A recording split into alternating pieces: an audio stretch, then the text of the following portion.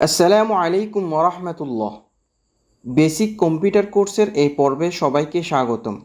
আজকের পর্বে আমরা আলোচনা করব কিভাবে একই ডকুমেন্টে দুটি পেজের একটিকে পোর্ট্রেট মোড এবং অন্যটিকে ল্যান্ডস্কেপ মোডে করা যায়। সেই সাথে দুটি গুরুত্বপূর্ণ সাব অপশন কিভাবে কাজ করে আমরা তা দেখব। আমরা গত পর্বে লেআউট মেনু নিয়ে আলোচনা করেছি। লেআউট মেনুর মধ্যে রয়েছে মার্জিন, ওরিয়েন্টেশন, সাইজ, কলাম। চলুন আমরা শুরু করি কিভাবে কাজ করে। প্রিয় ভিউয়ার্স, আপনারা দেখতে পাচ্ছেন এখানে প্রথমে একটি প্যারাগ্রাফ রয়েছে, এরপর হচ্ছে দুটি কলাম রয়েছে, এরপর আবার আরেকটি প্যারাগ্রাফ রয়েছে। আমরা প্রথমে দেখব কিভাবে একই ডকুমেন্টে দুটি পেজ নেওয়ার পর একটিকে পোর্ট্রেট মোডে করা হয় এবং অন্যটিকে ল্যান্ডস্কেপ মোডে করা যায়। চলুন আমরা দেখি কিভাবে করতে হয়। আমরা যাচ্ছি ফাইল, এরপরে যাব নিউ থেকে ব্ল্যাঙ্ক ডকুমেন্ট। আমাদের যে পেজটি রয়েছে এখন সেটি হচ্ছে পোর্ট্রেট মোড। আমরা যাচ্ছি লেআউটে। আপনি এখান থেকে এই যে দেখতে পাচ্ছেন পোর্ট্রেট মোড সিলেকশন করা আছে। এরপর আমরা কিবোর্ড থেকে কন্ট্রোল এন্টার দিতে পারি, কিংবা আমরা ইনসার্ট থেকে ব্ল্যাঙ্ক পেজ কিংবা পেজ ব্রেক অপশন দিতে পারি। তাহলে আমাদের এখন দুটি পেজ পোর্ট্রেট মোডে রয়েছে। আমরা চাচ্ছি প্রথম পেজ কিংবা দ্বিতীয় পেজকে আমরা ল্যান্ডস্কেপ মোডে করব। এটা কিভাবে করতে হয়?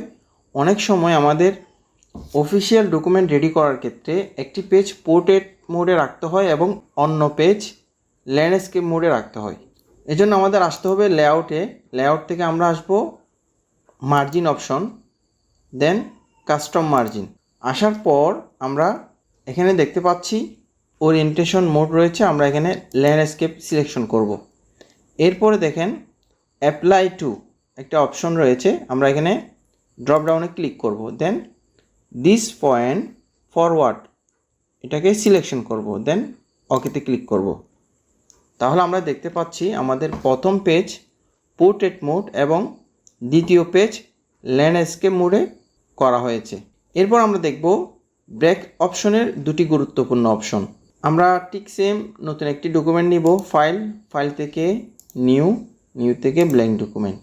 আমরা এই ডকুমেন্টকে কপি করে নিয়ে আসবো, এখানে পুরোটা কপি করব, দেন কন্ট্রোল সি কপি, দেন এখানে এসে পেস্ট।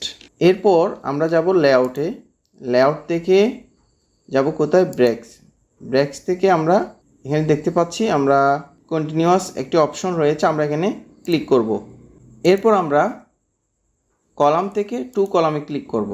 এরপর আমরা এখানে যে প্যারাগ্রাফটা কপি করেছি সেটা আবার পেস্ট করব। তাহলে এখন আমাদের প্রথম প্যারাগ্রাফটা ওয়ান কলামে করা হয়েছে, পরের প্যারাগ্রাফটা টু কলামে করা হয়েছে।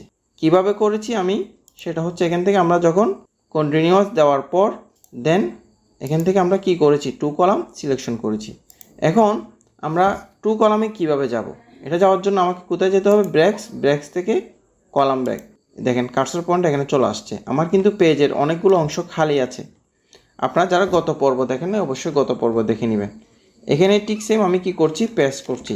তাহলে আমরা দেখতে পাচ্ছি প্রথমে আমরা একটি প্যারাগ্রাফ ক্রিয়েট করেছি, এরপর হচ্ছে দুটি কলামের মাধ্যমে দুটি প্যারাগ্রাফ ক্রিয়েট করেছি। আমরা চাইলে এখন কলাম থেকে মোর কলাম, দেন এখান থেকে আমরা লাইন বিটুইন এটা দিয়ে দিতে পারি এবং এখান থেকে স্পেসিংটা কমিয়ে দিতে পারি। এটা হচ্ছে আপনার ইচ্ছার উপর নির্ভর করবে। এরপর আমরা আবার আরেকটি ওয়ান কলামের প্যারাগ্রাফ নিব। এই জন্য আমাকে যেতে হবে কোথায়? কন্টিনিউয়াস। এরপর আমি এখান থেকে কলাম থেকে ওয়ান কলাম, এরপর আমি এটাকে কি করব? পেস্ট করব। এখন আমি চাচ্ছি আমার যে ট্যাক্সগুলো রয়েছে সেগুলোকে আমি আরও ফুলফিল করব। এই জন্য আমাকে মার্জিনটা কমিয়ে দিতে হবে। আমরা এখান থেকে মার্জিনে আসবো, মার্জিন থেকে আমরা কি করব? নেরো। আপনারা দেখতে পাচ্ছেন প্রথমে একটি কি রয়েছে? প্যারাগ্রাফ। এরপরে আমরা টু কলাম ক্রিয়েট করে দুটি প্যারাগ্রাফ ক্রিয়েট করছি। এরপরে হচ্ছে আবার আরেকটি প্যারাগ্রাফ। আপনি ওয়ান কলামের প্যারাগ্রাফ ক্রিয়েট করার পর টু কলাম কিংবা থ্রি কলাম কীভাবে প্যারাগ্রাফ ক্রিয়েট করবেন, কিংবা থ্রি কলাম কীভাবে নেবেন বা টু কলাম কীভাবে নিয়ে কাজ করবেন, এই বিষয়টি আজকে আপনাদেরকে শেয়ার করা হয়েছে। এছাড়াও আপনারা যদি পূর্বের ভিডিওগুলো দেখেন তাহলে ধারাবাহিকভাবে আপনি home, insert, design, layout, file menu ইত্যাদি বিষয়গুলো নিয়ে যে আলোচনা করা হয়েছে আপনারা সেগুলো দেখতে পারবেন। আজ এখানে শেষ করছি। আপনারা সবাই ভালো থাকবেন, সুস্থ থাকবেন। আল্লাহ হাফেজ।